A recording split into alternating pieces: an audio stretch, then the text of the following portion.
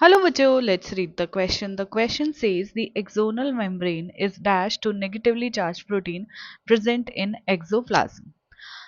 अगर हम जनरेशन और कंडक्शन की बात करें नर्व इम्पल्स की, तो हमें ये पता है कि न्यूरॉन जो होते हैं वो एक्साइटेबल सेल होते हैं, ठीक है, क्योंकि उनकी जो मेम्ब्रेन होती है वो क्या होती है, पोलराइज स्टेट में होती है।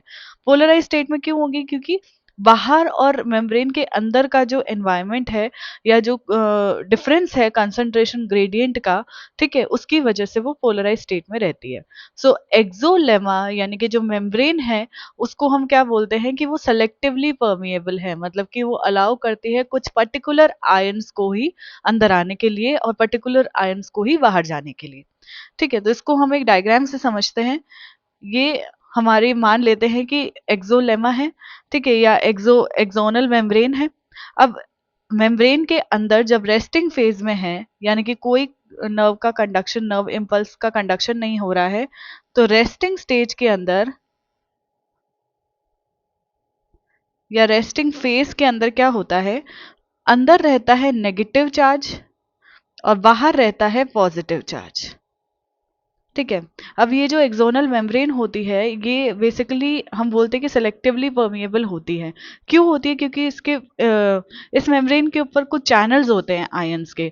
ठीक है, तो रेड कलर के मान लो कि सोडियम आयन चैनल्स हैं, सोडियम आयन के चैनल्स हैं।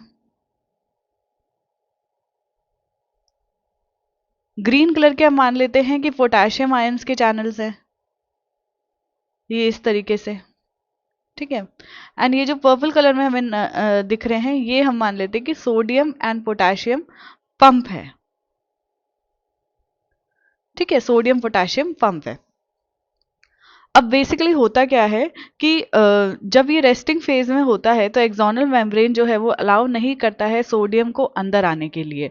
ठीक है, सिमिलरली जो यहाँ पे नेगेटिवली चार्ज, अब अंदर का जो एनवायरनमेंट है, सेल के अंदर जो अंदर का जो एनवायरनमेंट है या अंदर का जो कंसंट्रेशन है वो नेगेटिवली चार्ज होता है। नेगेटिव चार्ज क्यों होगा? क्योंकि इसके अंदर नेगेटिवली चार्ज प्रोटीन प्रेजेंट होते हैं और पोटेशियम आयन का कंसंट्रेशन यहाँ पे ज्यादा होता है। वहीं बाहर जो है सोडियम आयन का कंसंट्रेशन ज्यादा होता है। नेगेटिवली चार्ज प्रोटीन है, ये किसी भी कंडीशन में बाहर नहीं निकलते हैं। तो हम ये बोलते हैं कि नेगेटिवली चार्ज प्रोटीन के लिए एक्सोप्लाज्म या एक्सोलेमा जो है हमारा, वो इम्पर्मिएबल है, मतलब किसी भी कंडीशन में बाहर नहीं निकलेगा। ठीक है, so axonal membrane is dash to negatively charge protein present in axoplasm, तो वो हो जाएगा इम्पर्मिएबल। इम्पर्मिएबल होता है, impermeable to negatively charge protein. वहीं बेसिकली रेस्टिंग फेज जो है वो मेंटेन होता है सोडियम पोटेशियम पंप से, जिसमें कि 2 पोटेशियम आयंस अंदर आते हैं एंड 3 सोडियम आयन बाहर जाते हैं। ठीक है, इसीलिए क्या होता है, अंदर जो है नेगेटिव कंसंट्रेशन मेंटेन रहता है और बाहर पॉजिटिव कंसंट्रेशन जो है वो मेंटेन रहता है।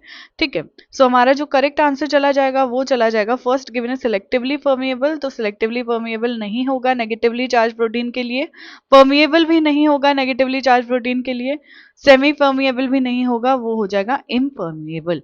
तो हमारा जो करेक्ट ऑप्शन चला जाएगा वो चला जाएगा ऑप्शन नंबर 4। इसके रिगार्डिंग इन्फॉर्मेशन आपको 11 की न्यू एनसीईआरटी में पेज नंबर 232 पे मिलेगी। आई होप कि आपको क्वेश्चन अच्छे से समझ आ गया है।